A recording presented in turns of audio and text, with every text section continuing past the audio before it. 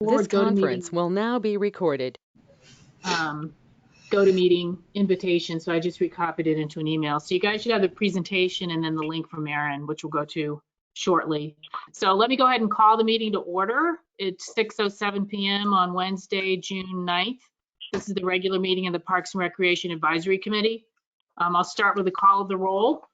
We have Darcy DeBow, Lima Harbison, Chad Bellazzari, Darnell Powell, Deanna Roberts, Diane, John Jopin, myself, I'm here, and looks like we have Chris on. I saw Chris, yep, Chris is there, and Shalane is here.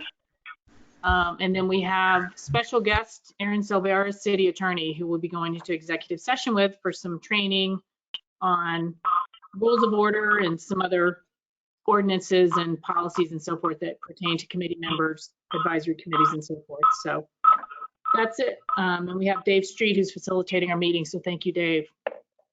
So we had a suggestion to go out of order since we have to go into executive session for roughly 30 minutes. And it looks like we have a couple of fellow citizens calling in. So if you have any questions or comments, yeah, I see a caller 2 and a caller 3. Yeah, if we could ask the folks that are in from citizens, if they could mute themselves if they're not speaking, because we're getting a lot of feedback, and it's because there are folks that are not muted. So whoever caller 2 is, if you could be so kind as to mute yourself, we would appreciate it. I don't know if someone else has the ability to force mute if we need to.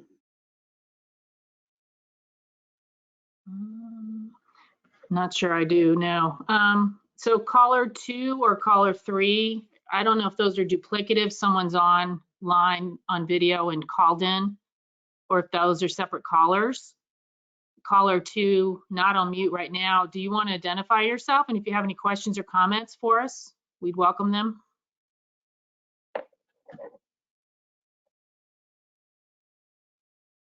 Nope. So I'm assuming someone maybe dialed in on their phone and they're doing video through their computer. Okay, I'll ask the same question, caller 3. So the person identified as caller 3.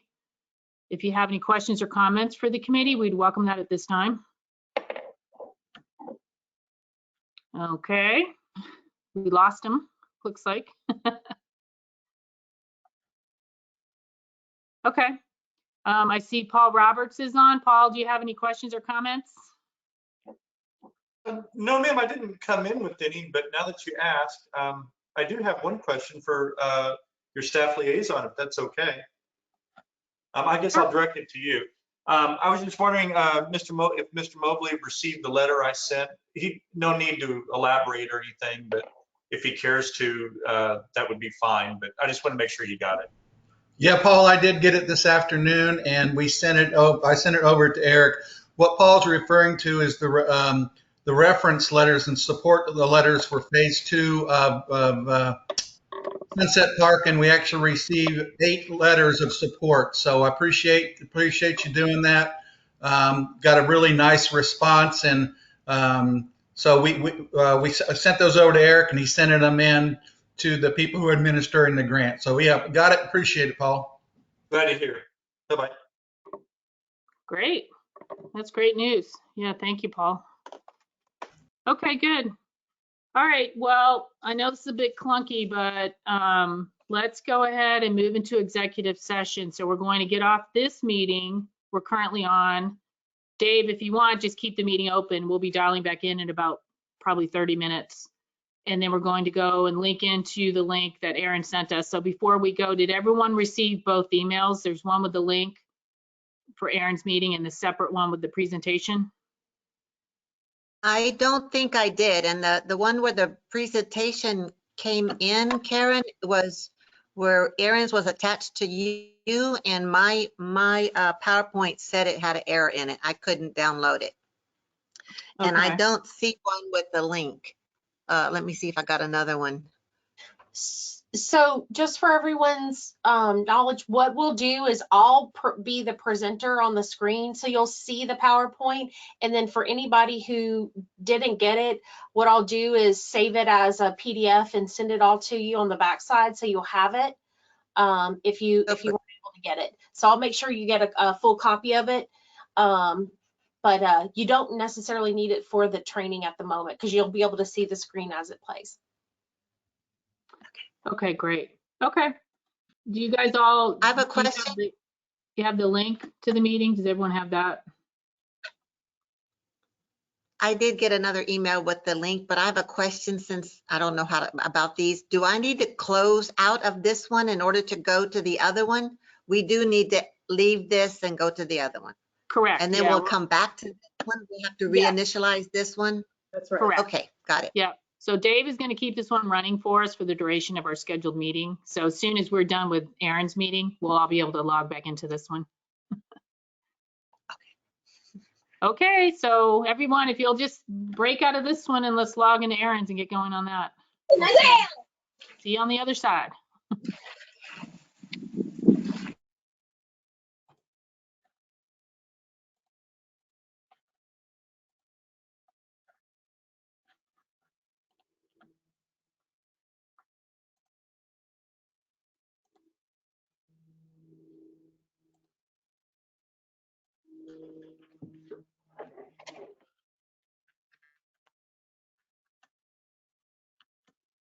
Chris, are you going into that executive session?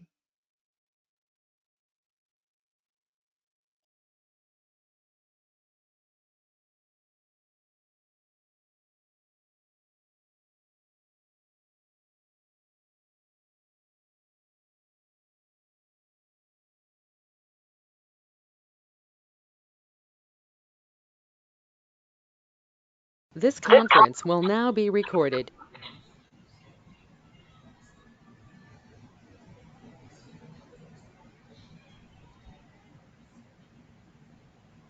Okay, we'll give ourselves a few seconds for everyone to come back.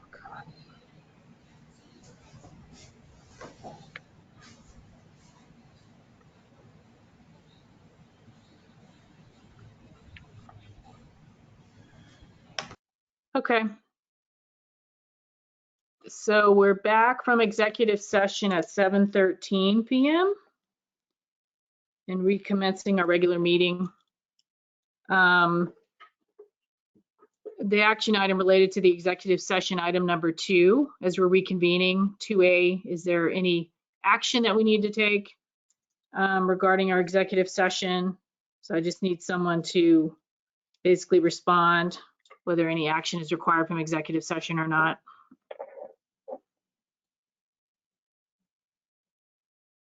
There are no actions that we need to take from executive session. Great, thank you, Shad. Okay, no actions need to be taken. It was primarily informational. So we'll resume our regular meeting now. So now kind of getting back on track. First, we'll go through our action items as per our agenda. So at the top of page 2, our first action item is to, number 1 is to approve the minutes from the April 14th regular meeting. See if everyone can be visible with your camera on. And we can just do a visible vote on this. So I need a motion to approve the minutes from the April 14th regular meeting, and then I need a second. I move to approve the minutes from the previous meeting in April. Thank you. Do I have a second?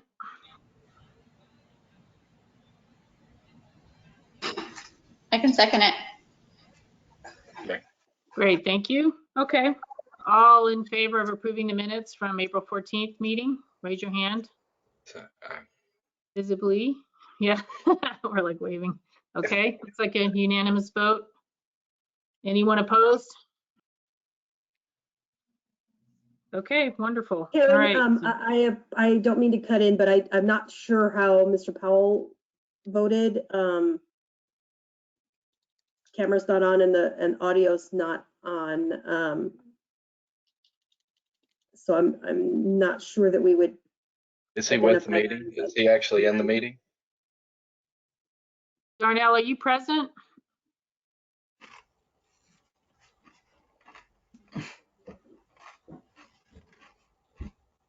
Okay. Well, we have a quorum. We had the vote pass 5-1 to be specific on the minutes. And hopefully Darnell can rejoin the meeting shortly. Okay. Our action item number 2 is to nominate and elect a new vice chair for our committee. Irene Muzay, who was our vice chair for a brief period of time and then started her career in nursing, which is awesome, but felt like she wouldn't have sufficient time to really devote to the committee. And so we didn't have a quorum last month in May to be able to do this when we originally had it as an agenda item. So we've put forth as an agenda item for this evening's meeting. I've been away on vacation, so I did not have a chance to really communicate with anyone if they have interest or not in being vice chair. So it's going to be a little bit clunky as far as if you're interested or if we have multiple people interested in. Basically, the process will be to identify if you're interested. Someone needs to make a motion to nominate you. We get a second on that, and then we take a vote. So any takers on the vice chair position? It's a wonderful job, lots of perks. Madam Chair, would you mind taking public comments on this real quick before you continue? Sure, and it's Van Ness. My last name is Van Ness. Thank you, I appreciate it. I paused there for a moment. I wasn't really. I know, it throws people off. I just say as a member of the public, listening and watching you guys, I would like to throw a name out there that I think would be good at it. And I don't know if she's interested, but if she is, it's certainly an opportunity for her to say so. I think Diane would be very good in that role, even though she hasn't been on this committee that long. Do you see how big her eyeballs got just then? But I could just say, as somebody who's known her for many years now, extremely detail oriented and has written many contracts in her years, very successful businesswoman. And I just think she'd be good in that role. But that's just my little 2 cents as a member of the public. Thank you for your time. Sure, thank you. We appreciate the input. Anyone else? Everyone's clamoring for the role. Well, Diane, would you be willing to serve in that capacity? I appreciate Paul's kind words and the council's, the committee's consideration, but right now I just feel like I would fail, and I'm afraid to stick my head out there and take on a responsibility and not be able to do it appropriately. And I've just got so much on my plate right now. I just feel like I'm sorry to say that, because I hate to not take on a responsibility when I'm participating, but I just feel like I wouldn't live up to the expectations. Mm-hmm.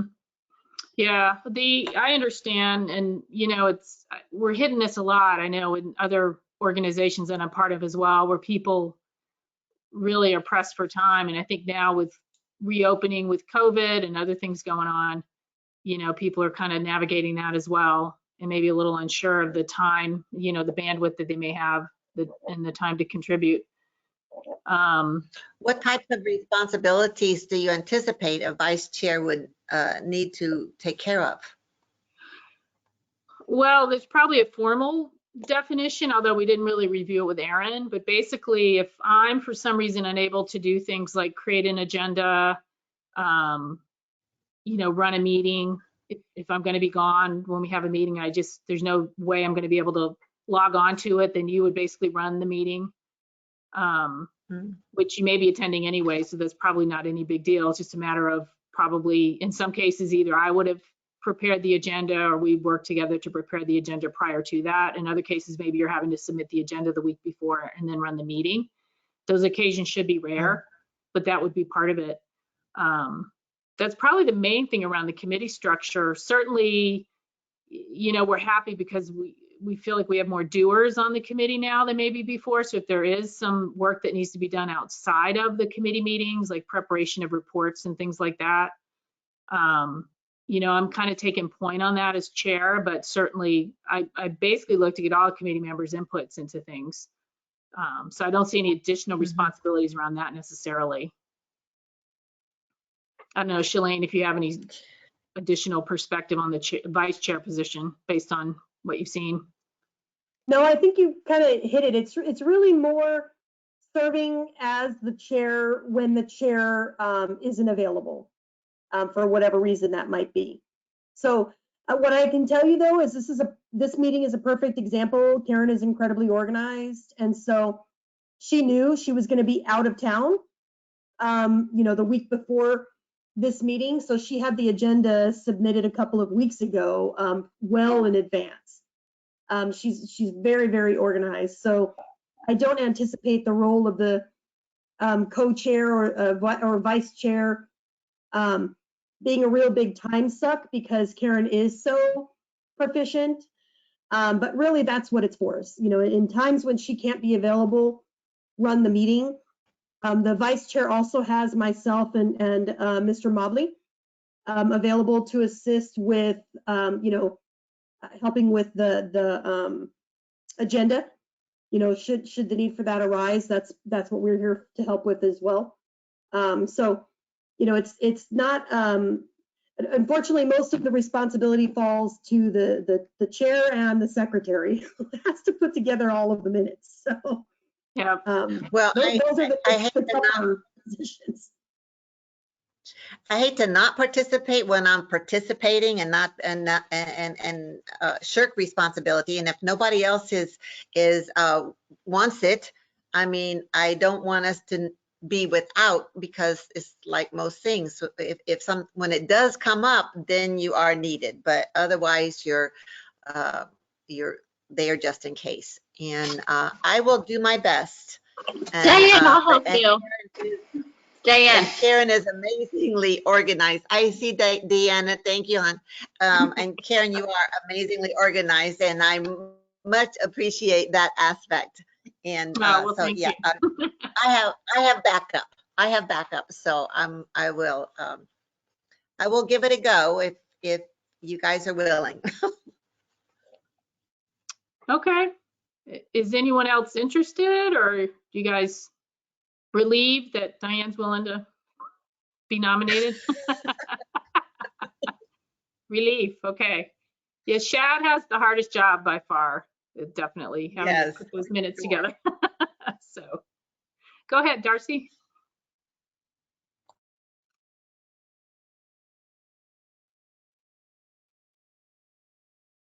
You're muted, Unmute. Darcy.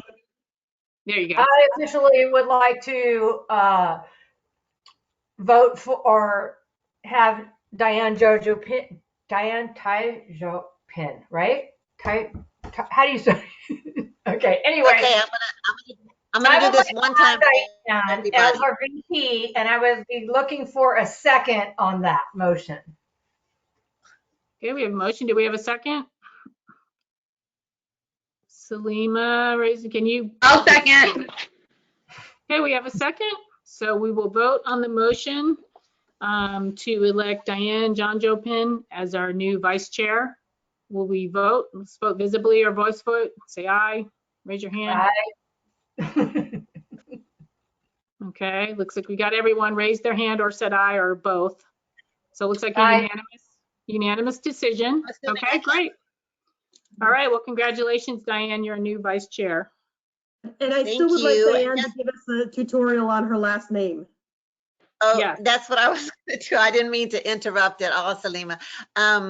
Yes. Okay, I'm going to do this one time. Everybody, don't look at the name. Just say Chanyupin. Chanyupin. Jonjopin. Okay, hold on. I got to get to my. It's a hard C. Chan, like So CHON. the T is silent. The T is silent. So that's easy. Jonjopin. It's like CH. Chanyupin. It's not Joe, it's you. Okay. Chanyupin. Chanyupin. Chanyupin. Okay, thank you. Cool. Maybe we can make a motion to change the spelling of your name to match the pronunciation. That's right. We need the phonetic. Okay, good. Actually, years and years ago, because I was married for like 30 years, I actually did that. I would give certain entities the phonetic spelling where it was important to have, you know, and I ended up getting junk mail, not only the 5 different permutations of the actual name, but then junk mail in this new set of permutations. So I stopped doing that. It's only in this unofficial agenda that I say, okay, phonetically, it's so. Oh, It all wow. works. Diane works best. And that's why we go by my children, they shortened it to TJP very early in their school years. Just TJP. Oh, wow. Yeah. I thought Van Ness was a bad last name to have. Yeah, I can see where you're correcting people all the time or spelling it out or whatnot. That's easy. Okay, good. Well, congratulations, Diane. We appreciate your service. Thanks, everybody. Okay, so moving on to our discussion items on our agenda. Item number 3 is monthly update from Chris Mobley, our Parks and Rec Director. Thanks, Chris, for waiting while we were in exec session. We appreciate it. Oh, you bet. I'll go through these pretty quickly, and if you have questions about it, just let me know. Attended the Parks and Rec Advisory Council workshop, Keep Lago Vista Beautiful meeting, met with TxDOT to discuss conditions of the runway. Looks like what our plan is to do a CIP project to not just overlay the runway, but to fix the runway. We kind of learned that from Loman. We might need to fix that. So I was the guest speaker at the Chamber of Commerce May luncheon. It was a sold out house, which is fantastic. It didn't hurt that it was at the tavern, at a brewery and winery, and people were drinking at 11 o'clock, but I'll take it that they wanted to speak. They wanted to hear me speak. So that's what we're going with. I toured the trails with Karen Van Ness and Andrew Gale of the Lago Vista POA. One of the things we're trying to do is put dibs on land and property to offer more things for the citizens of Lago Vista. We might have a really, really good opportunity here.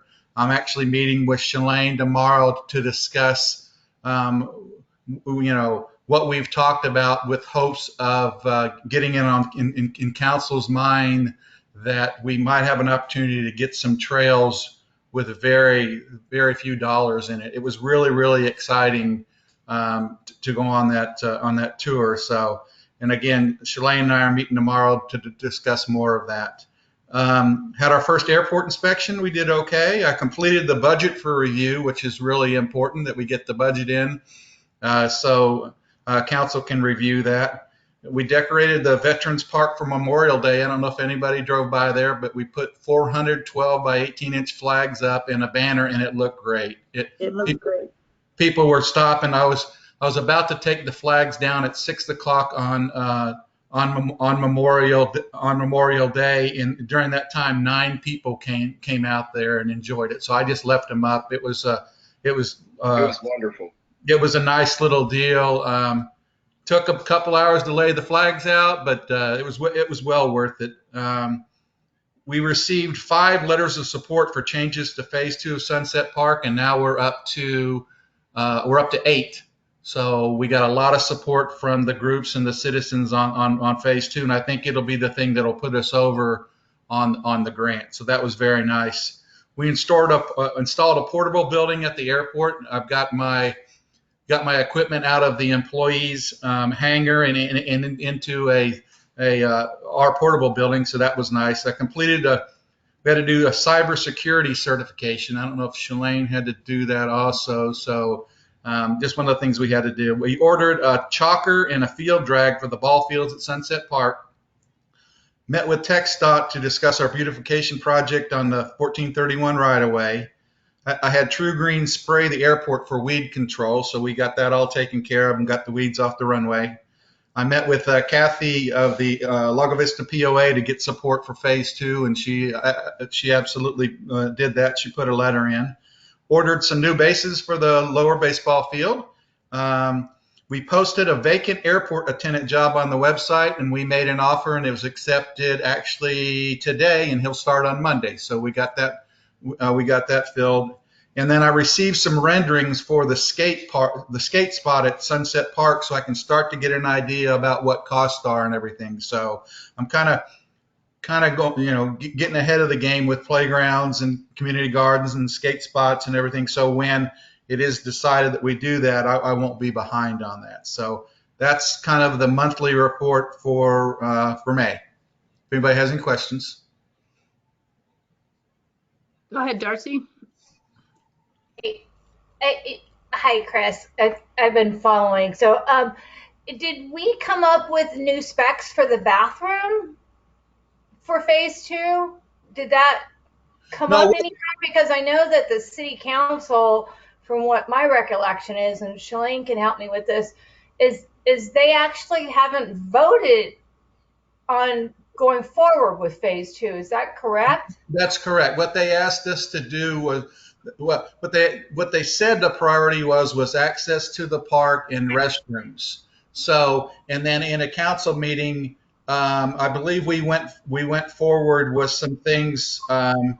That's when we talked about the Loman projects and some other projects. And I'm waiting to get back with council. I did visit the restroom in Jonestown that everybody was talking about that I should look at. That we need electricity for that, so that doesn't really work for us. And then Eric and I have been talking about access to the entryway of that, but it hasn't gone back to council yet. I'm just hoping that it does, and when it does, I'm trying to stay ahead of it so we're not delaying this anymore. So no, I think it was left as we'll get back on the parks part at another time. So if that's what we talked about, Shalane.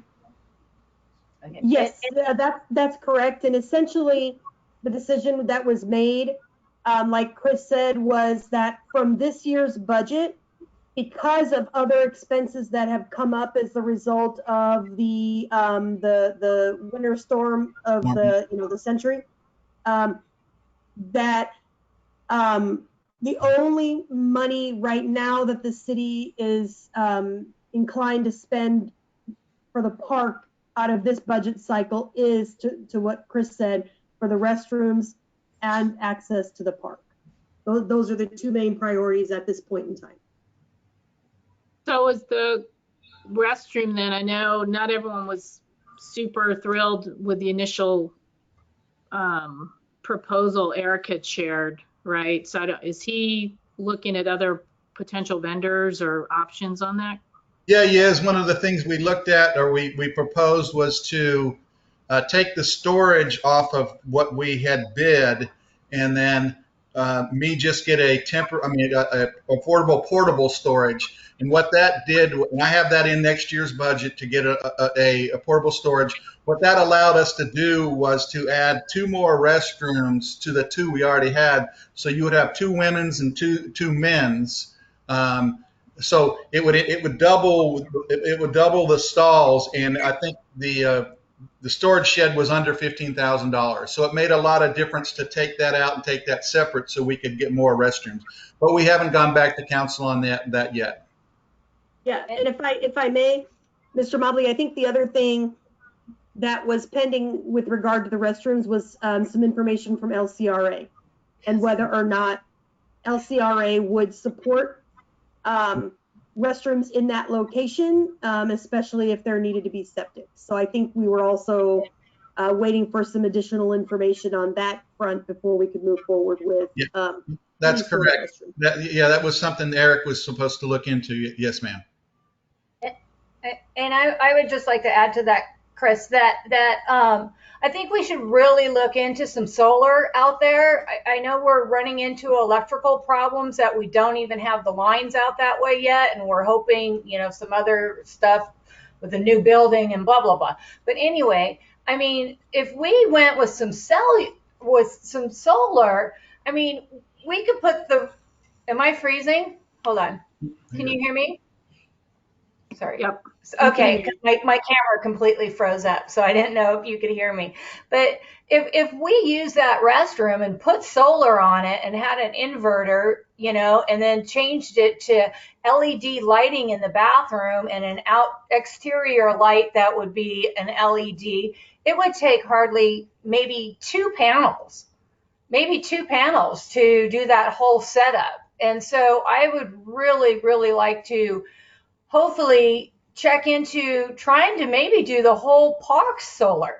I mean, what an amazing thing that we could be able to tell people that our park is completely solar. You know, I mean, even those big lights, those nighttime lights, I believe they have a little inductor down at the bottom of them that will run those nighttime lights even for the baseball fields. Right. We purchased 7 lights to light up the restroom, the parking area, and then part of the DG trail, and they are solar. The holes have been dug for them, but what Eric did and very wisely did, where he originally had them, was coming off of 1431 and lighting the way to the parking lot. Well, if that's not the exit, that's not the place to put them just yet.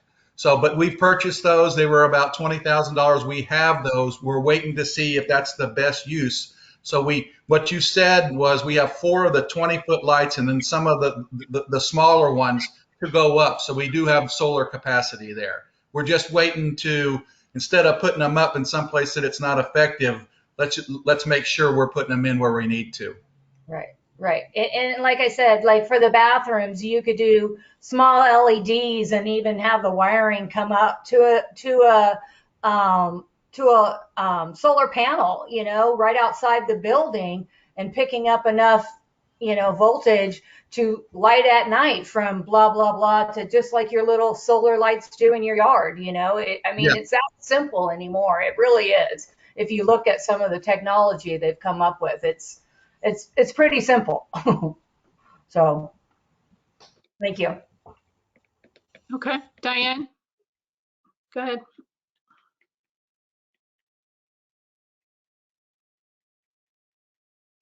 I had a question, but I just wanted to second what Darcy said. That just having as much solar there in the park as possible, since it's such a prime area for receiving the solar, would be just a tremendous asset, I think. And there's so many things they can do with solar now that they couldn't even do 8 to 10 years ago at all. And the options are just so much bigger. I guess one of the biggest expenses it will be battery storage.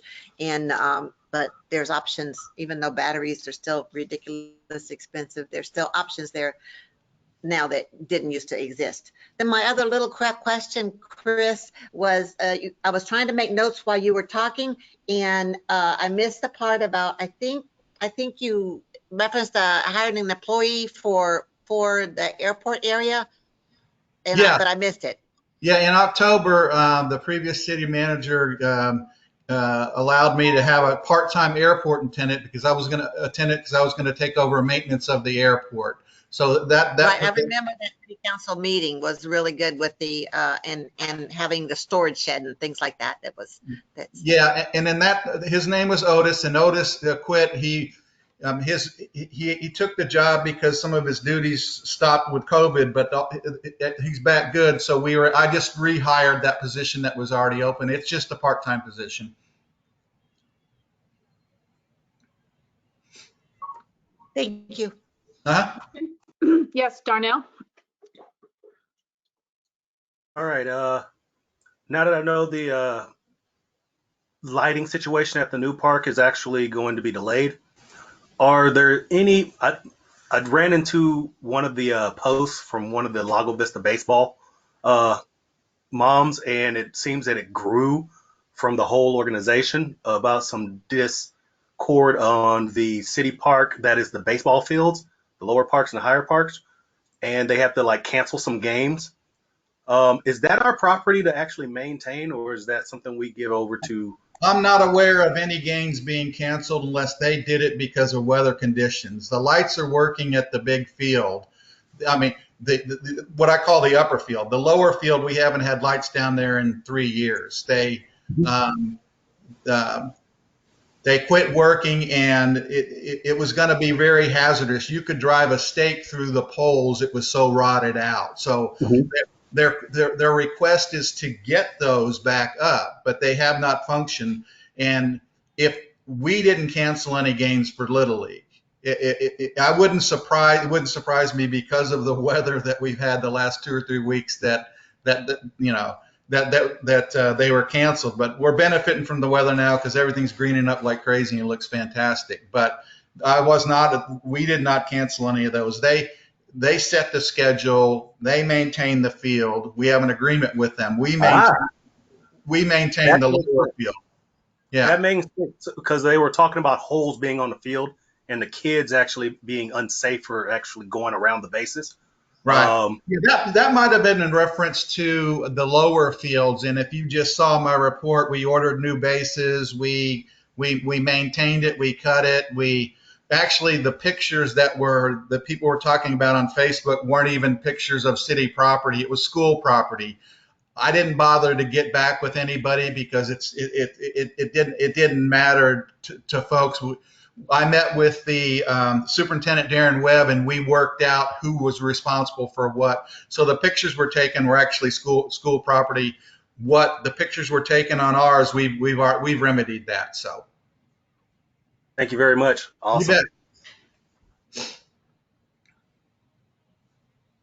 Okay, thanks, Darnell. Anything else? Any other questions, comments on item number 3 and Chris's update? Okay, I'll take that as a no. Moving on, item number 4 is really just confirming our committee report to City Council. Prior to going on vacation, I sent you guys out, admittedly, a rough draft of a report. Look like this. Just to get in you guys to review and comment, really to make sure, was I missing anything, misprioritizing anything? Obviously, a big component of this is going to be Chris's update on what he's been working on, through really now this year. So that'll be a big component that Chris and I will work to integrate into the report. And then the other component is to go through what our plan is for the rest of the year, what we want to prioritize. And so that's really what I was looking for feedback on. I did not receive an email from anybody. And so I don't know if you guys are doing just in time or you were reviewing it just prior to our meeting, but I did want to have some time to discuss. Go ahead, Chris. I'm sorry. Yeah, you should.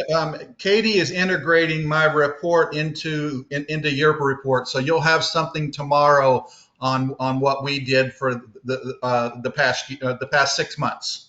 Great. Okay, yeah, super. You bet. Yes, Darcy.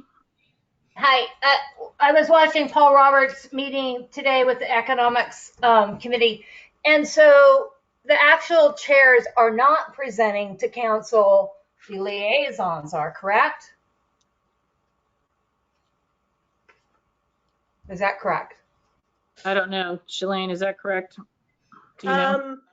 I don't know. I was under the impression that was going to be the chairs, because like for the Charter Review Committee, for example, it's the chair who's getting ready to present to City Council, not me and Arch as the liaisons.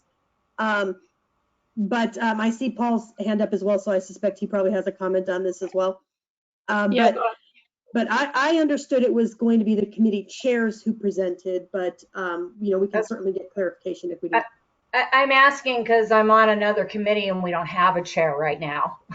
And if this came up at a city council that we had to present something from our chair, we don't have a chair, and we haven't had a chair for over 2 months. And we haven't had a meeting in over 2 months. So I'm a little worried, and because we haven't even said what we want our outcome to be in the next year. So I was just a little confused, and also because I've been watching meetings just like Paul has and attending, and I've never seen this at a city council meeting ever where anyone came to talk about these committees. So I want to say, if we do it this year, hooray for Lago Vista. Well, so yes, I would tend to agree with you. And frankly, shortly after I became chair for these committees, that was one of my first questions, because I saw it in the rules of procedure that these reports were supposed to happen semi-annually.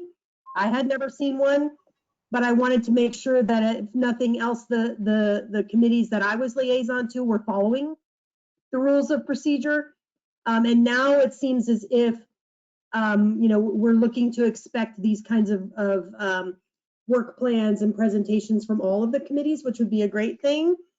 As far as the other committee that you're referencing, I would say that that's probably going to have to be something that your city council liaison and the vice chair work to figure out, what's going to be presented and who's going to do that, the presenting.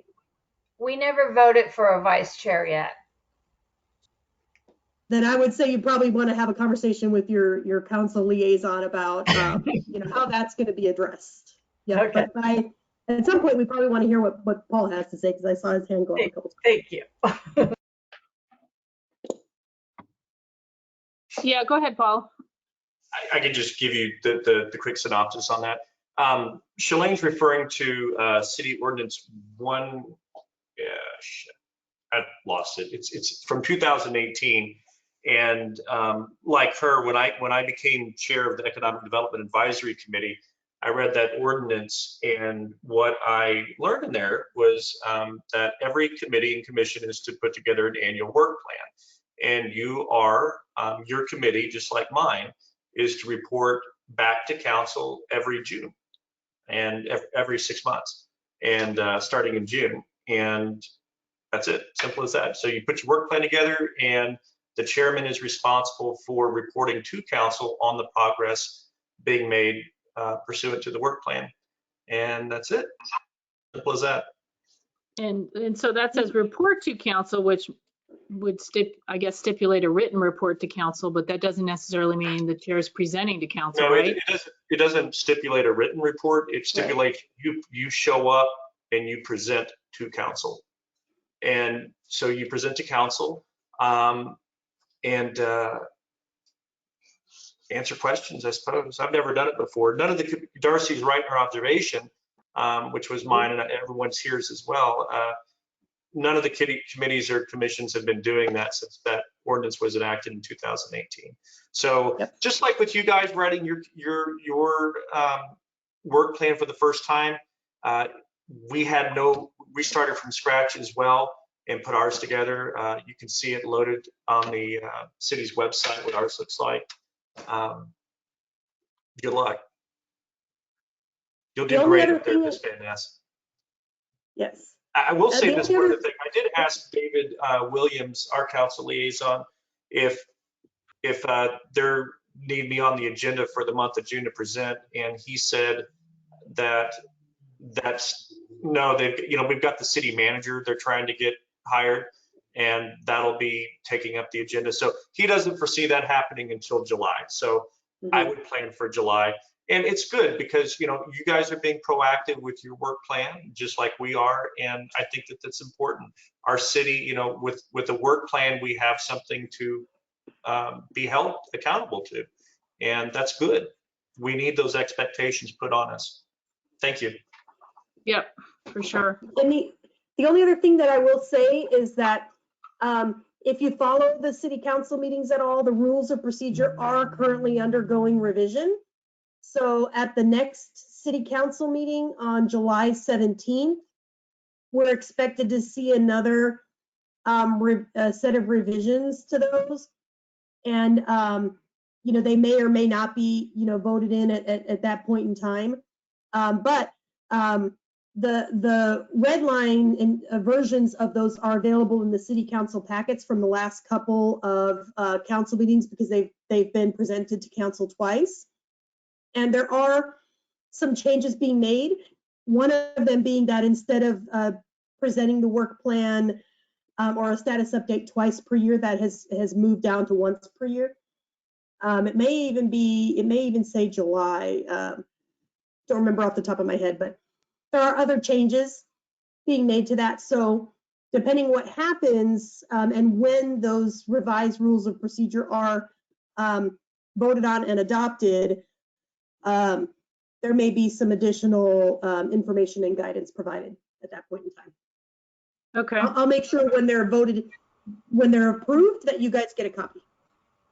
Can I interrupt? Shalane, I would love to know that on this new revised, that when someone is presenting something, because I know I've watched several and attended several where the city council might have something in their packet, but the public gets nothing on it. And to me, with the Open Meetings Act of the 72-hour rule, everything should be in the packet. If you guys are looking at something, why am I not looking at something? And so I would just like to say from a citizen point, and also from being on a couple of committees, that how do I say this? It's not right that someone presents something 2 minutes before a meeting and then gets you stargazed like this because you haven't read something, and then expects, especially a council member, to vote on something. So I'm going to stop you right there, Darcy. That item is not on the agenda for this committee meeting. Oh, okay. And if we have a conversation about this, we actually would be violating the Open Meetings Act. Okay. What I would encourage you to do is to reach out to either have that added, see if the mayor is willing to add that to the agenda for the city council meeting, or at the city council meeting speak up during the citizens' comments at the start. But we can't discuss that here, unfortunately. Okay. Perfect. Okay, well, clear as mud right now, but it's here, with changes coming. That's great. All right, so getting back to our report draft. Number one, did anyone have a chance to review it? And number two, any comments that you'd like to share? Recommendations, feedback?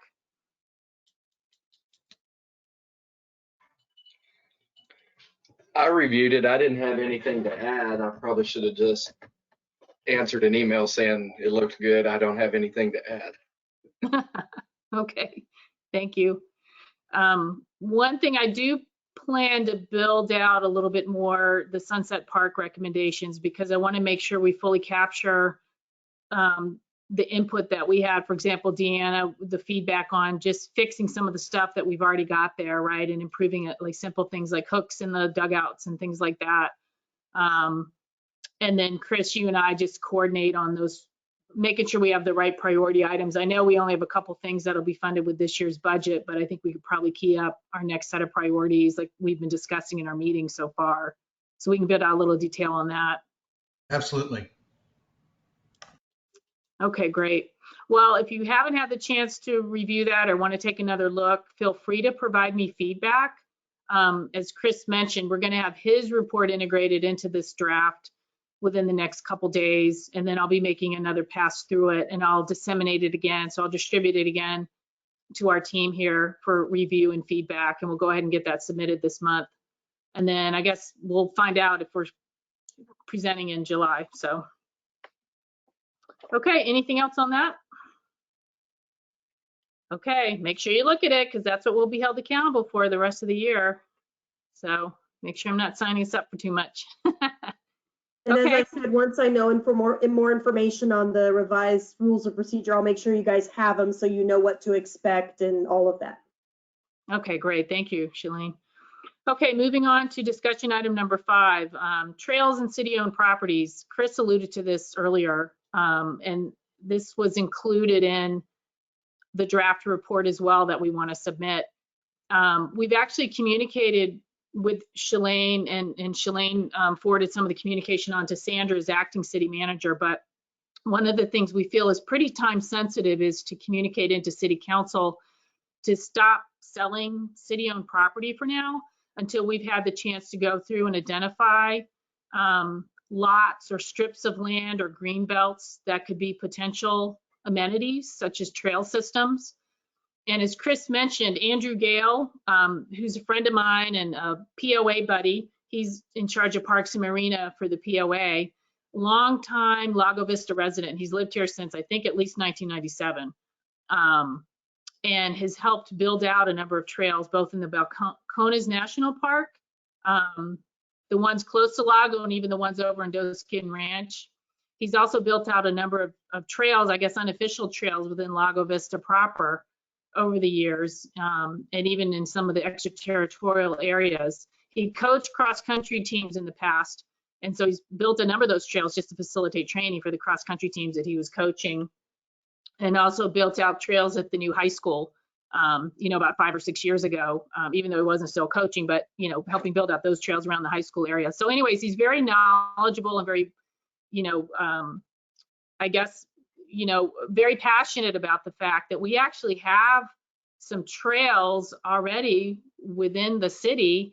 We just need to make them official, so to speak, get them marked with trailheads and perhaps some better parking around some of the areas.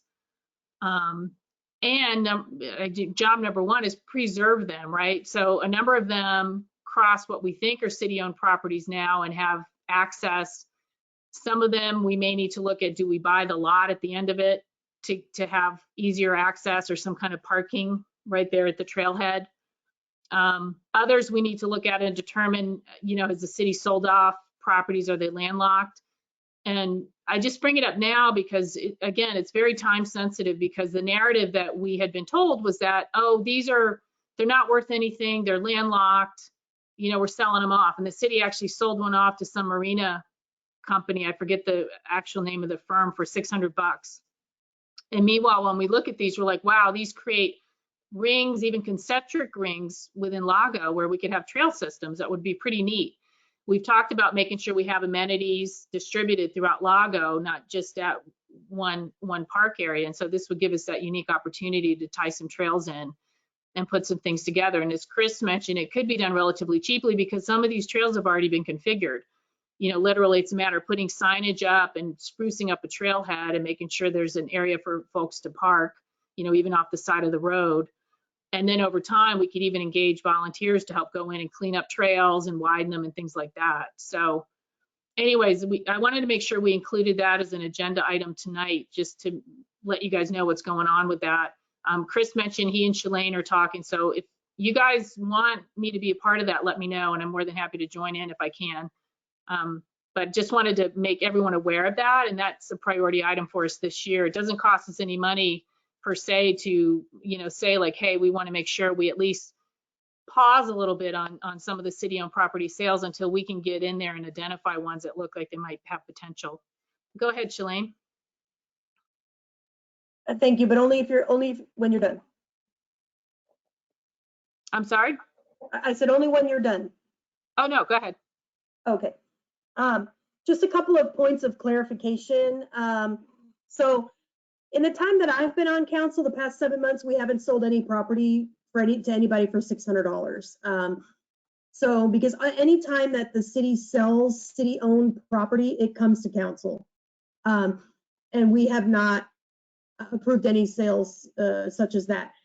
The property that has been sold are these separating strips that are in between homeowners. Like, so myself and the person that, if I had someone that lived behind me, sometimes some areas of town have what were identified at one time as potential cart paths for the golf cart. And so in some cases, it's like a 20-foot wide stretch of land that might be between my property and the property of whoever lives behind me. And if those are sold off, they are sold to the property owners. So if that was between me and the person who lived behind me, myself and the person who lives behind me would have the opportunity to buy that strip of land. Nobody else is given the opportunity to buy those. And those are the ones that have been sold to this point. And it's not that they don't have value. They don't have much value. They're very small, narrow strips of land. And so they're being sold for fair market value per square foot. So a whole study had to be done to determine what that fair market value per square foot is, et cetera, et cetera. But those are the strips of land that have been sold, at least since I've been on council in November. So I just kind of wanted to make it clear what has and has not been sold. And I did forward your correspondence to Sandra, as you mentioned, and to the mayor, and they are excited to see what recommendations come from Parks and Rec regarding any of those strips of land that they own or any lots that the city may own. So putting it in the semi-annual plan or the work plan is a great idea, because they are definitely interested in hearing what this committee has to say. And it is on the radar because I did, forward that information along. And so once, that's addressed in the plan and there's kind of an idea for what you think those could be used for, then I think additional conversation could definitely be, be on the horizon. Oh, that's great. Yeah, thanks, Shalane, for doing that. Yeah, and it's exactly those strips that we're talking about. I know, I'm trying to remember who I had this conversation with because it's going back like several years, but that was part of the initial plan. It was the cart paths or walkable trails or whatnot that are integrated throughout Lago. And normally, if you look, say, on Travis County CAD, you'd hardly notice them because they are very thin strips of land. But the whole point is that if the city starts giving property owners a chance to purchase these, it's going to break these things up that were meant to be walkable, accessible areas or green belts through town. So those are the ones we really want to look at. Can we identify and see, are there any that still have enough of the contiguous lots available to make it feasible to create trails out of them? And many of these come out onto main roads too, so it means they're accessible, right? People can jump onto them very easily from many of Lago Vista roads. They're not landlocked necessarily yet. And then some of them can connect to other trail systems, either directly or through the road system. We've even seen some concentric rings potentially of trails that look interesting. So anyways, that's one thing that, it's included in our plan for this year, is to look at those more closely, because we need to do some analysis to identify the ones that look potentially like a good fit for what we're talking about and be able to then go to city council on those and provide recommendations. So go ahead, Diane.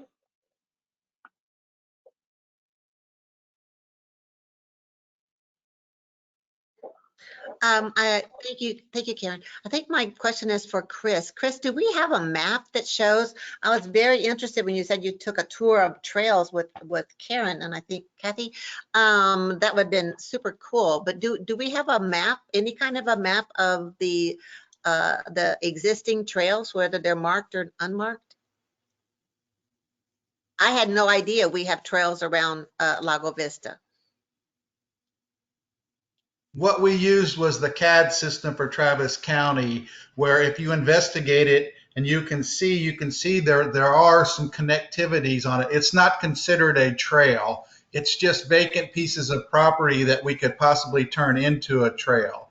So the only trail that we actually have that the city has would be the trail at Sunset Park, but there's other Balcones has a trail, but that's not the city. So no, we don't have a specific map that shows all of these. This just came up from, hey, here's a vacant piece and here's a vacant piece. And you can see on the CAD system where there is some connectivity right now, as far as we know, because we don't know how updated that map is. So that's where it started going, hey, let's stop for a second here, because we might have something here. But no, there's not an actual trail map that shows all the trails. Yeah, Andrew actually, and this is going back even years on some of these, but tried to follow what he could discern as city-owned property between lots on many of the trails that he built. So we think like in some areas we have, at least for the trails he built, or a good portion of those trails may still be on city-owned property or on contiguous property, so it would make it work. In other cases, I know there's one trail that would run down from Sunset Park down toward the lake that would go through Tessera for part of it. So it could be on some of these we need to create a partnership, and coordinate with Tessera to really see the trail through the whole way. But as Chris said, one of our kind of low-hanging fruit would be to further build out, especially if we're talking about redirecting the access into Sunset Park, is leveraging the work they've done already to put the piping out there. It needs to be, it's clear, really widely cleared area. It needs to be leveled out a little bit, and at a minimum, do some kind of mulch or pea gravel trail. Maybe over time we'd say, let's go ahead and pave that to make it fully accessible. But that's that could be the start of a nice trail system that helps connect from the middle school over to Sunset Park, so it's walkable for the kids. And then also corrects into trails that actually are configured already that run off that. They just would need to be, I think, built out a little bit better and widened. But there's some low-hanging fruit there that maybe wouldn't cost the city too much to get us started on some initial trails, and then from there we'd work to further build out the system. I see. Thank you. Sure. Go ahead, Darcy. Hi. Last year, I'd say, maybe March, April, maybe Chris can remember. I don't know. I don't remember seeing him at this meeting, but someone from Balcones, he is he's in charge of making like these trails. You know, this is what he does for a living. I think his name starts with a D. I'm trying to look at my email right now because I got an email from him. But he laid out a plan that was, you know, connecting Balcones to Sunset Park, and then from there and around. And he had a really pretty good map. And I would suggest maybe we contact him. As soon as I find that information, I can shoot it to you guys, but I'm having trouble.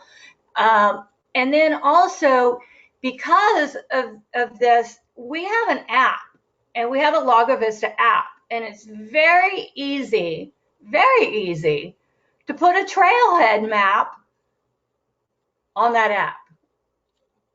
That if you were looking through Google or looking or whatever, you know, instead of that, we would tell people, hey, get on our app, because this is part of tourists. This is a big thing that's going on here in Lago Vista right now. Our Chamber of Commerce, all these other people, our economic advisory guy, Eric Zeno, all these people, we need to come together on this, because we're kind of putting money, but if somebody else is already planning that, and because we don't have connection that everybody's in sync together, we're not getting it all connected. And I hope that I'm on this. I mean, I've now been on this committee for 6 months. I attended a couple meetings beforehand, and I'm hoping that we can come together and somebody says, hey, you're the person that reaches out to that person. Can you go find them? Can you bring them to a meeting? Just like we did with Keep Lago Vista Beautiful with Denise Sellers, you know, and I'm hoping that we can start bringing some people to these meetings and discussing some of this stuff that's already planning this. Like our Chamber of Commerce is planning this about signs and points of interest in Lago Vista, but we seem to be not in the loop with them. So I'm really hoping that we all come together and get on one page, and maybe the Chamber of Commerce has something on their website that directs them to our app for the city that says, take this trailhead, because there's a lot of hikers, and we're really missing a lot of Lago tax dollars not getting these guys out here with not showing our trailheads. So thank you. Well, yeah, that's a great idea. And Darcy, since you're on these committees, and if you are aware of this happening, feel free to invite these people. I ask you guys at every meeting any recommended agenda items you have, and certainly in between meetings, if you have ideas for, hey, let's get so-and-so to talk to our next meeting, you know, ping me with that information, and we're more than happy to have people in. In fact, one of the things I was going to ask you guys is if you'd be interested in having Andrew on one of our upcoming meetings. I'm sure he'd be happy to attend, you know, and shed some more light on his passion for building trails and running trails and so forth. He's one of these guys that does the triathlons and the 100-mile runs, and he's coaches professionals who do these things. I mean, he really knows what he's talking about. He knows his trails, put it that way. But anyways, yeah, Darcy, that's a great idea. And I think if they're looking to do stuff, I agree. I think with all the outdoor activities we have, everyone always centers everything on the lake. But, you know, there's plenty of other things we want to highlight for Lago, including if we can get a good trails identified and marked well so that they're accessible. So that's a great idea. So send me, if you think you can get that person even at our next meeting, send me their info, and I'm happy to reach out or coordinate through you to get them on our agenda. I'll keep looking for their email. It was last year and I have like a gazillion emails. So I have to go back to that month. I'll find it on the city website because all those minutes are on the city website now. Okay, gotcha. Great. Thanks. Go ahead, Darnell. Yeah, I believe a few years back when they were proposing that trail that was coming from Balcones, it was Gene Griffin and some guy named Carl. I forgot what their names, that other dude's name was, but he was over the whole project. It'd be Carl Diekman. Maybe that's who you talked to, Darcy? Diekman? Maybe. I'm going to keep looking because I know I have his email. And matter of fact, I went through Ed Tidwell to get his information. And then Ed did a virtual meeting between us because I was interested in what he had to say. He did a whole presentation to the city last year. Yeah, I've actually met with Carl twice to discuss connectivity. So, right. Yeah. And that's from Balcones. I know the Turnback Canyon Conservancy group are building trails there. I know they were looking to get a grant or maybe successfully got a grant for that. And then we were talking about that could provide some of the connectivity we were looking for, right. For any trails we do. But this is a different group. These are actually guys that manage Balcones. I believe so. I'm gonna look it up on the agendas of last year because I remember being there and his presentation, and then I had questions for him, and Ed sent me the information, and then that gentleman got a hold of me as well. So I do have the information in my virtual space. I just have to find it. Yeah. Carl is part of the Turnback Conservancy. Yes. Yeah. Okay. Good. Yeah, because I think the overall master vision is they may be working on their trail, and Tessera has a trail, and we've got some informal trails that go even down into POA property. And now we know we've got some informal trails that potentially the city now can leverage and kind of claim or build out, and connecting all of them. So you could literally do a circuit around Lago doing these trails, or do a circuit from up on the hills in Lago down to the lake, which would be really cool. Provide some really awesome hiking opportunities and give our kids some areas to hike and, exercise as well. So I've seen in the past where cities, when they start to get trails and pieces together, the best thing to do is just a trails master plan and get all the people that are a part of it and involved. If you know where you want to end up, I mean, I've heard there could be 20 miles of connectivity, but until you get the right people there and get it down in a document and get everybody on board with it, you're going to do what we're going to do, and it's just going to be pieces here and there. So that might be something that we need to consider about doing, just a trails master plan. I think that would probably be the most efficient and get the most people involved in. So that's my 3 cents worth. yeah, makes sense. Okay. Anything else on this item? Okay, good. All right, moving on. Item number 6, Lago Vista Friends of the Parks formation. All right, we're officially in business.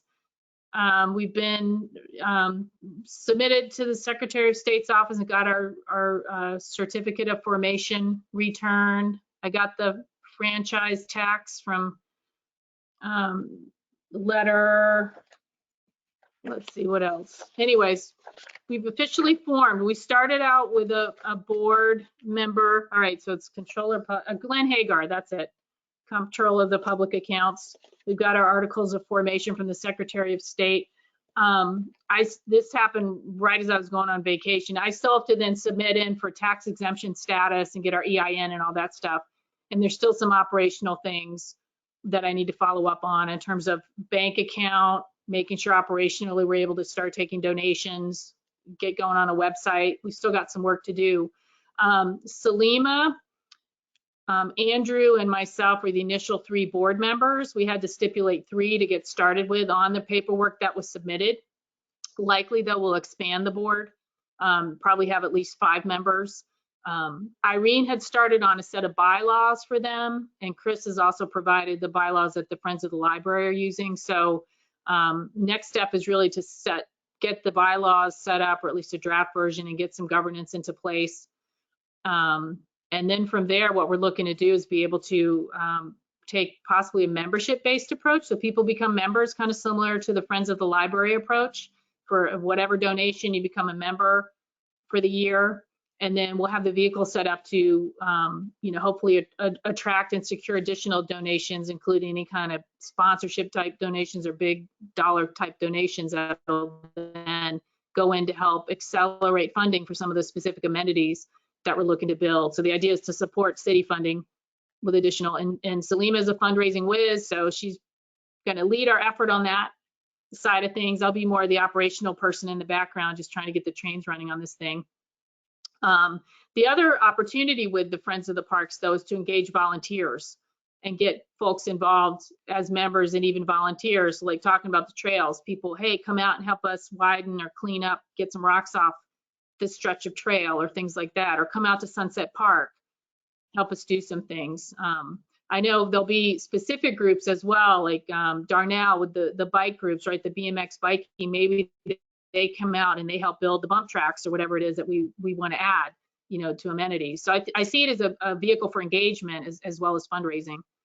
So that's kind of the overall vision, but we'll continue to keep you guys posted on that. I know that's not directly the committee per se, but certainly if any of you guys are interested in becoming a board member or just saying, hey, keep me in the loop and I want to help out, and I'll be one of the first members. And then I can kind of, you know, Salim and I can give you guys the high sign on when we're ready operationally, because I think what we want to then talk about is going out, you know, and soliciting members and donations and stuff, and kind of putting the word out amongst your friends and family and colleagues at work and so forth on this.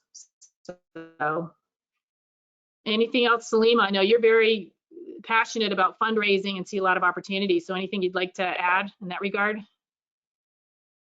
No, I just am kind of right now like getting a list of people, like businesses that I think that we can get funds from, and then whenever we have all of our ducks in a row, just start contacting the different businesses and companies.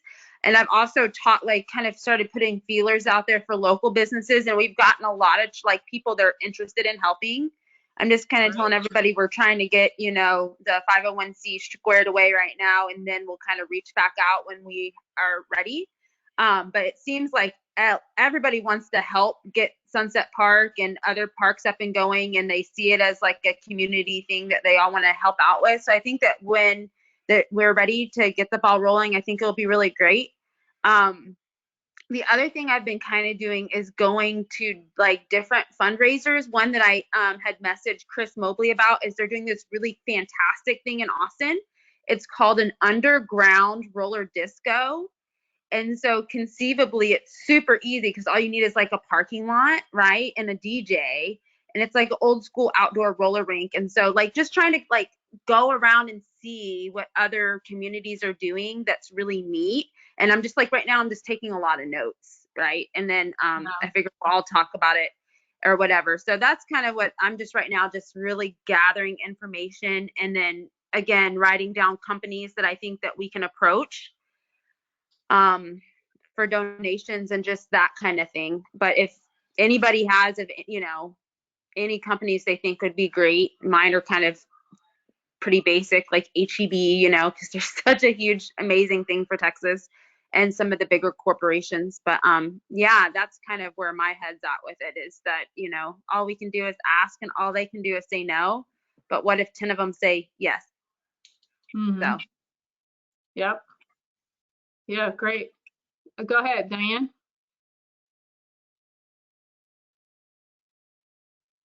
Thank you. I guess I have more questions. Have we, I think you mentioned it, Karen, and Salima might have earlier as well, with regard to donations and possible membership in the Friends in the nonprofit, not-for-profit aspect, and support from community as well as businesses.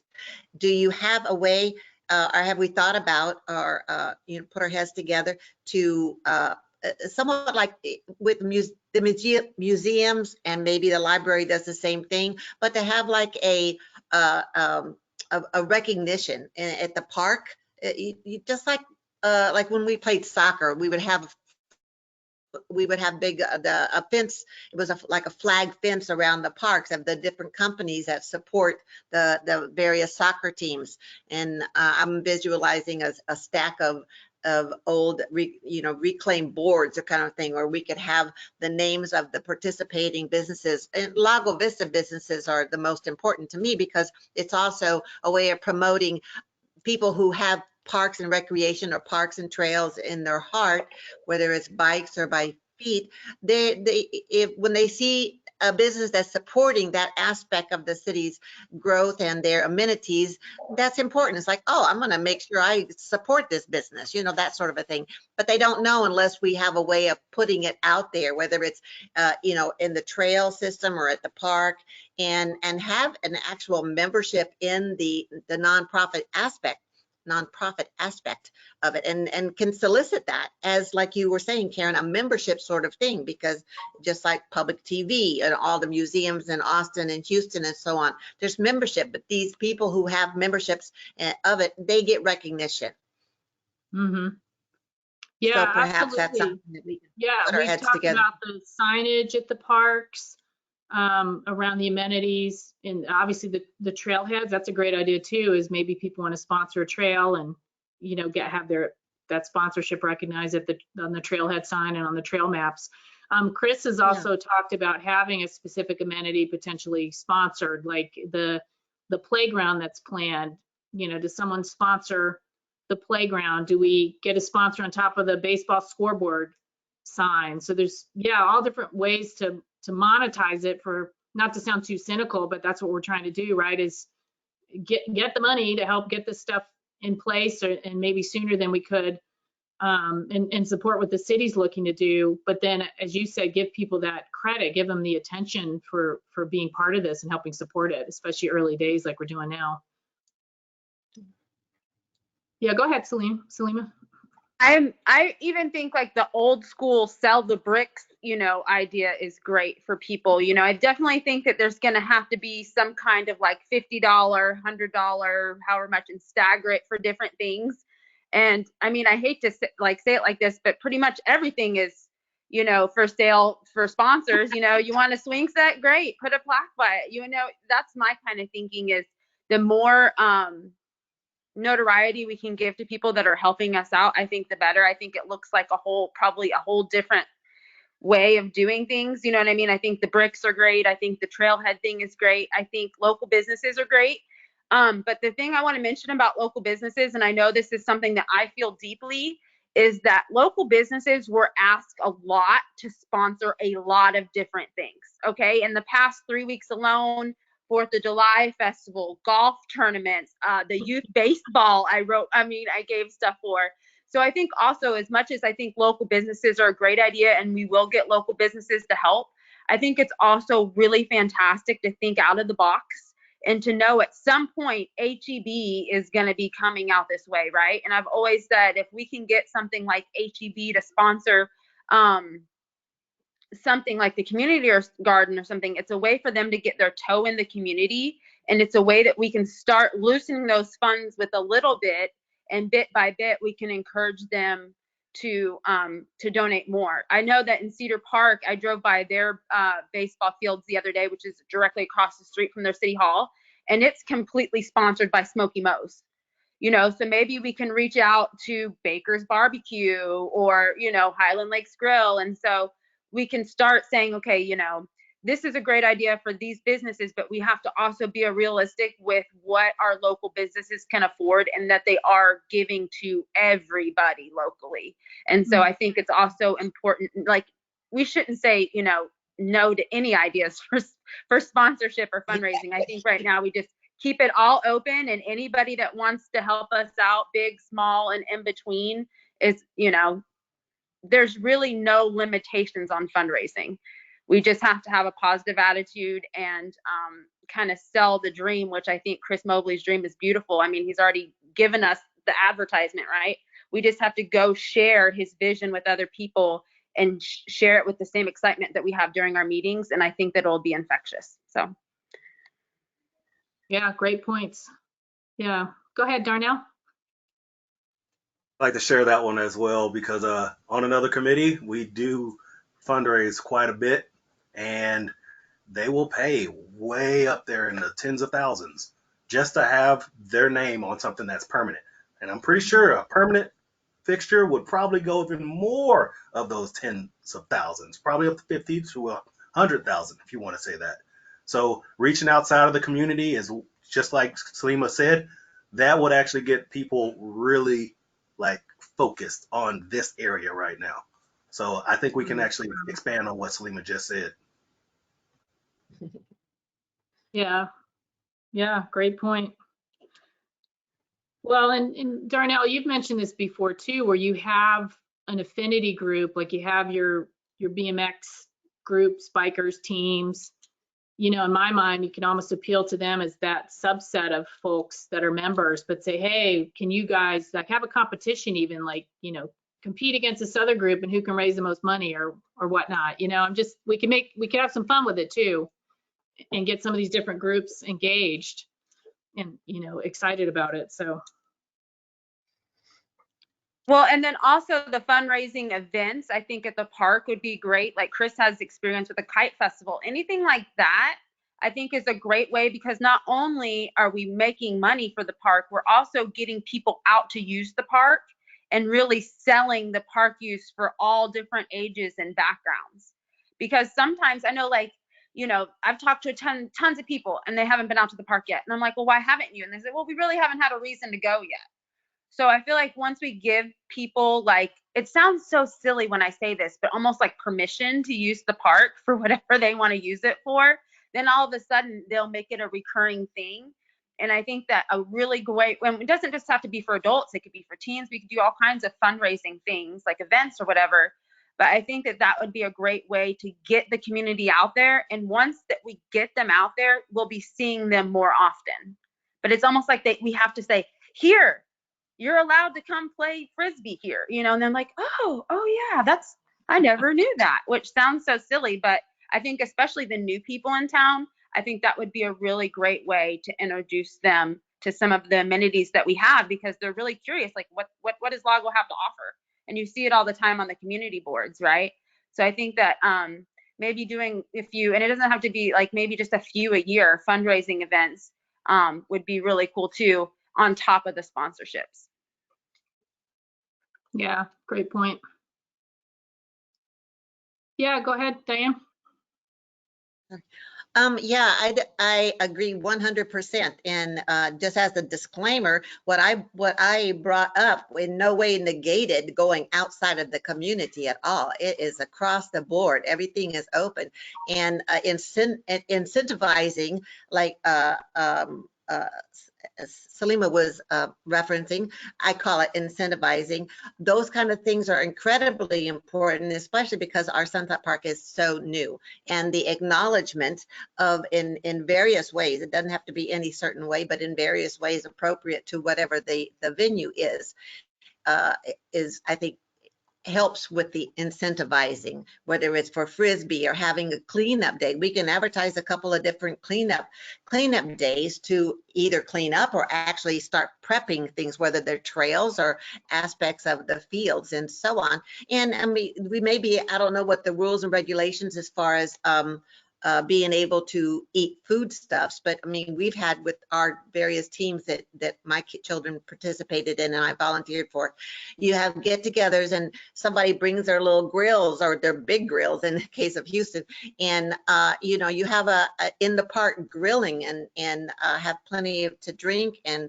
clean up or building something as a group, things like that. They want somebody, just like Salima said, once you start going, then it becomes self-fulfilling and self-promoting, so bit by bit. Yep, absolutely. Yeah, good. Yeah, the sky's the limit. It'll be very exciting. Okay, anything else on item 6, fundraising, Friends of Park? Feel free to let Salima or me know if you'd like to be on the board of that. We welcome additional board members. And again, we'll keep you guys posted as we're building out some of the operational stuff. Okay, all right, well, moving on. Item 7 around future meetings. This is kind of boilerplate. It's always on here. I normally ask you guys if you'd like to include anything specific in our next meeting agenda. And if you don't have any specific thoughts now, but think of something later in the next couple of weeks, ping me, just let me know by email. And I'll make sure we get it included. And if you guys have someone, a guest speaker like Darcy mentioned, if you'd like to have them come speak to, for example, you're talking about Chamber of Commerce and kind of coordinating on some things like that. I think that's always great to coordinate with these other groups because, you know, Darcy's right. A lot of us are running around trying to do things that tend to overlap. And so to the extent we can work together, that would be great. Okay, so we'll pass on item number 7. So it's been a long meeting. It's 2.5 hours already, and I appreciate you guys hanging in there. Extra long meeting this time. So anyways, we'll go ahead and adjourn. I guess I need to make sure we're being official here. Ask someone to make a motion and then a second for adjourning the meeting. Do I have a motion to adjourn? A motion to adjourn. Any second? I second. Okay, thank you. We have a motion and a second to adjourn. All in favor? We good to adjourn? 2.5 hours later. Have a good night, guys. All right, great. This is Thanks, nothing. everybody. Appreciate it. Bye, guys. Yeah, See you around. thanks, everybody. Bye-bye. Karen, just be